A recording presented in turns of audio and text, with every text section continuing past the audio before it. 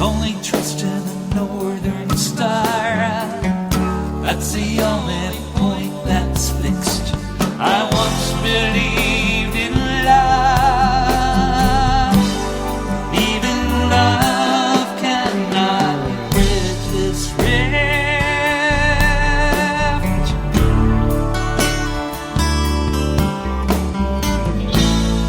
Where is my lucky star tonight? The seventh sister of the Pleiades, who walks in a beauty like the night. All that is best, dark and bright.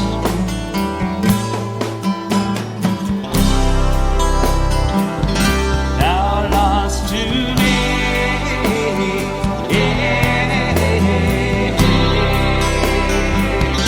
now lost to me.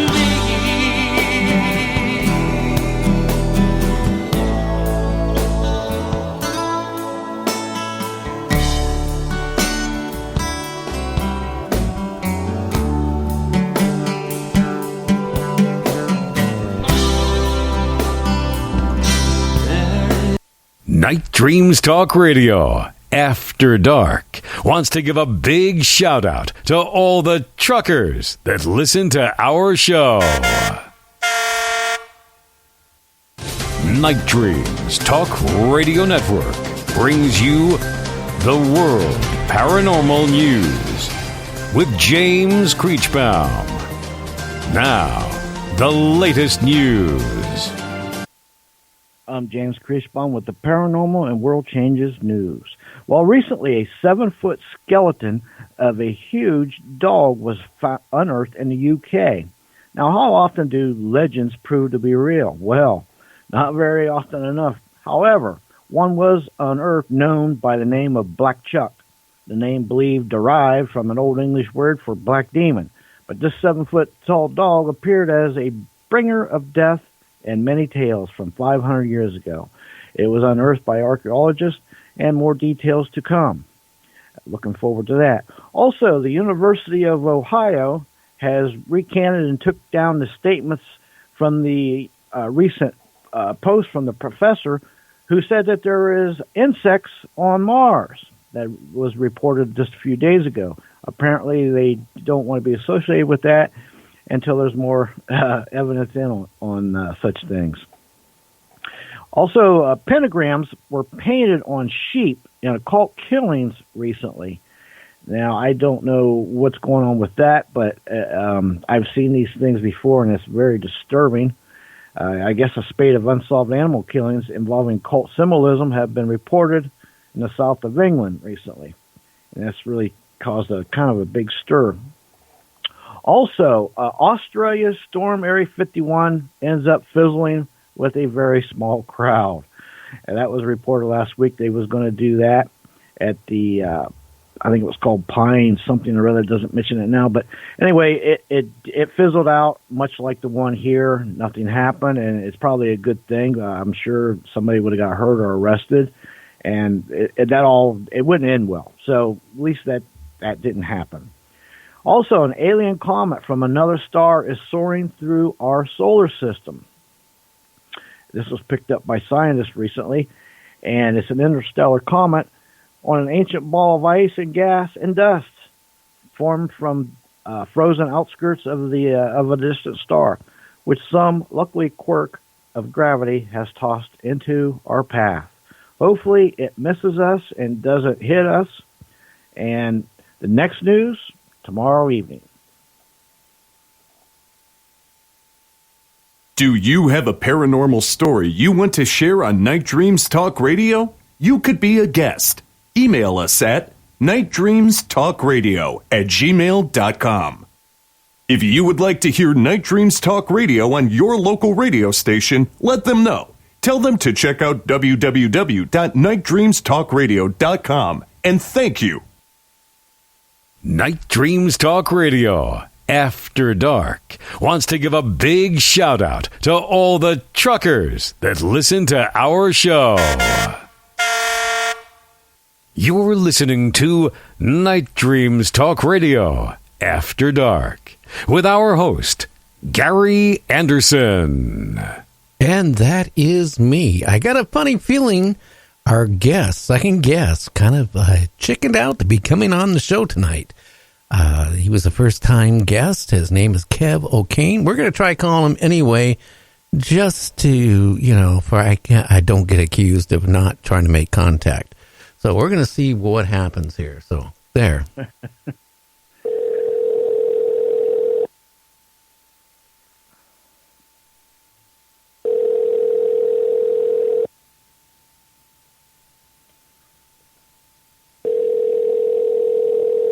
And so far, no answer. Hey, Gary. Well, hi, Kevin, or Kev. How you doing? I don't know if you got our messages. We tried getting a hold of you and saying that we, actually, I didn't get a message. I got the message earlier today, but I didn't get a message now. Okay, because James left it on, I think, your answering machine. Anyway, we got you for at least a half an hour. Our last guest, we went over a half an hour longer than I thought, but I apologize. Why don't you tell everybody a little bit about yourself, who you are, and what you do, and all that? Oh, thanks. I'm an ex-attorney. I am now a hypnotist, a psychic, and a reverend. Almost forgot that one. I feel much better now. I'm not making as much money as I used to make, obviously, but I'm doing good work, and I feel good every day, and I sleep well. What made you decide? What type of attorney were you? What was your practice? I was the worst in the world. Don't tell me like that TV show, Sal. You weren't like Sal, were you? Here comes Sal. No, that wasn't me. No. Okay. I was a divorce attorney, and then I changed to be a corporate attorney. And the worst thing about law is other lawyers. Not that every lawyer is horrible, but a lot are. I don't know. I used to have a friend, and I dumped him as a friend going back 30 years ago. He was a divorce attorney. And, he came to me one day. He was at our house for dinner, and he got a little intoxicated. And he goes, you know what I like about being a divorce attorney? And I go, what, Brent? He goes, well, I get everybody to sign their house over, their cars over to me, and I make a killing because if they don't pay me, I get their house and I get their cars and whatever. And that was his life. Yeah. Well, I guess if you can live with yourself, it's a good thing to do. Well, I think I couldn't couldn't live with myself doing that. He couldn't, because I hate to say it. I didn't mention his last name, and this is a long time ago. It evidently affected him because he started getting in from, I knew him for a long period of time.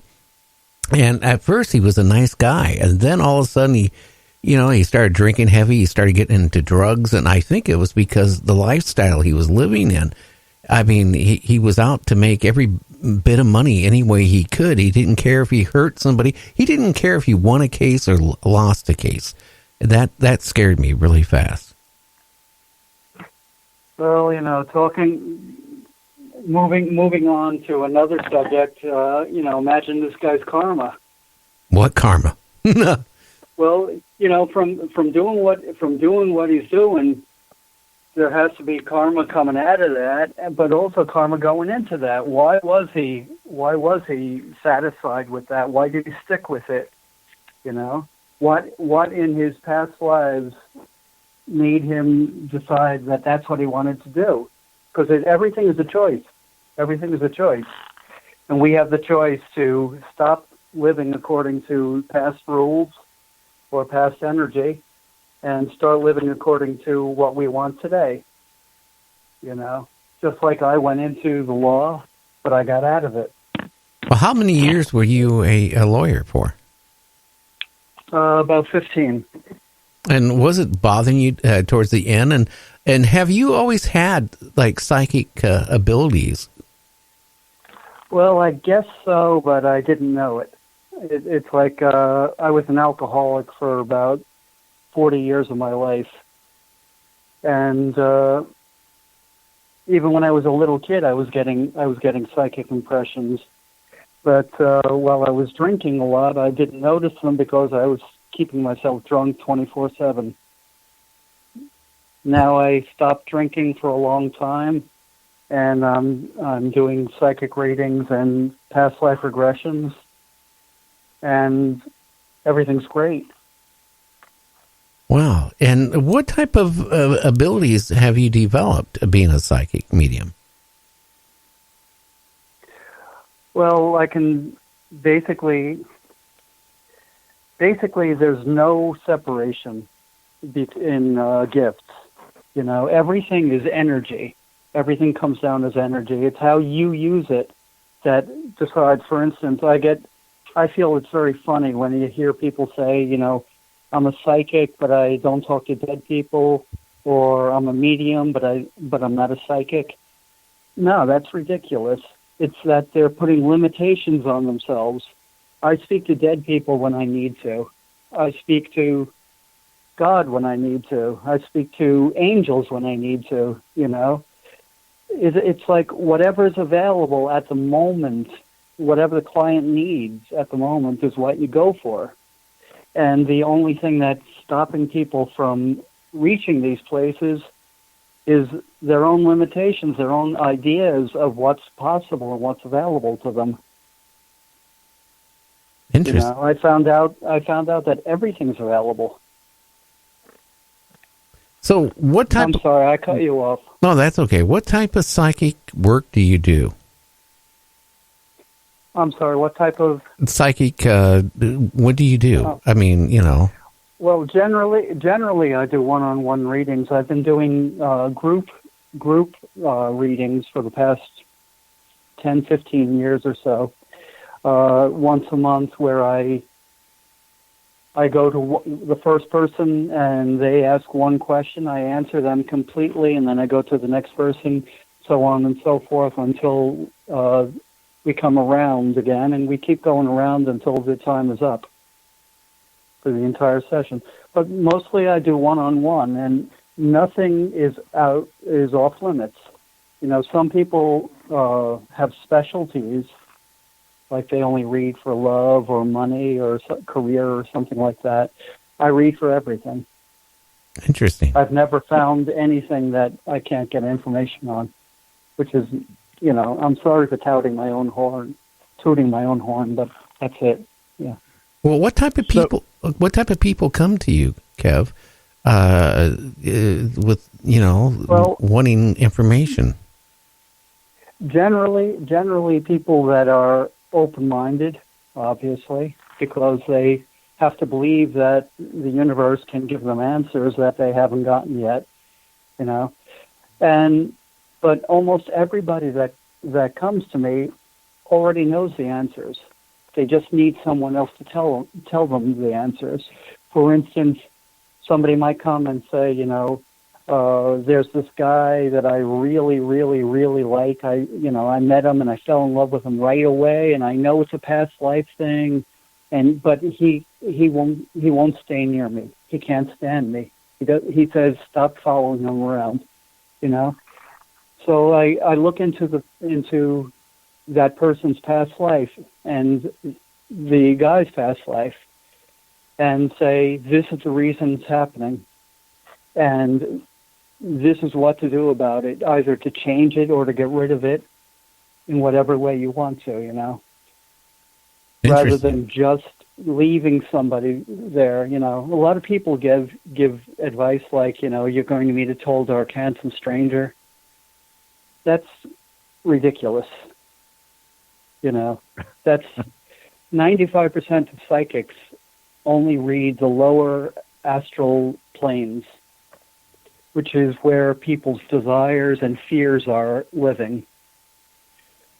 So they go to a psychic and they hear what they want to hear,